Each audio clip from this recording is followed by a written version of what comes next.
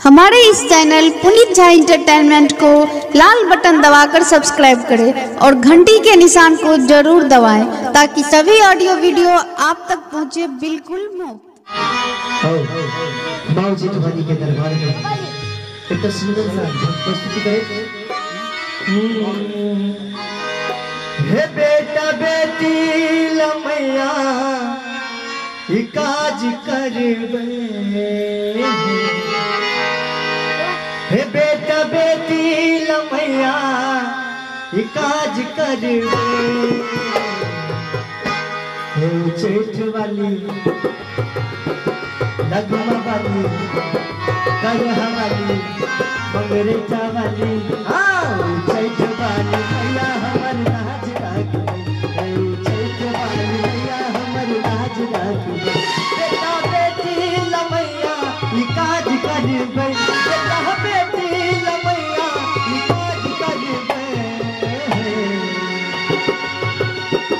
रोहरा वाली मंगरेचा वाली चेठ वाली मैया हमर नाच राख, चेठ वाली मैया हमर नाच राख।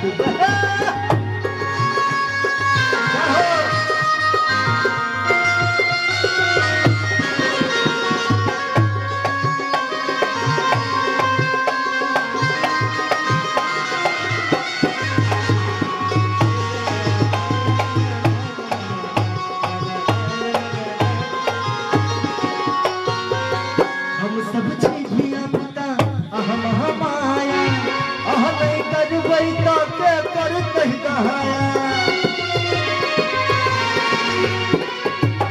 हम सब चीजिया पिता अहम हमाया, अह नहीं करबै तो के करतै दहाया।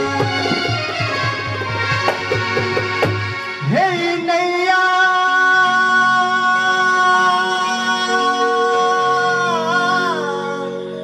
हे नैया भव सागर सवार करिया, हे नैया भव सागर सवार करिया, हे चैठ वाली मंगरा वाली हे लहरा वाली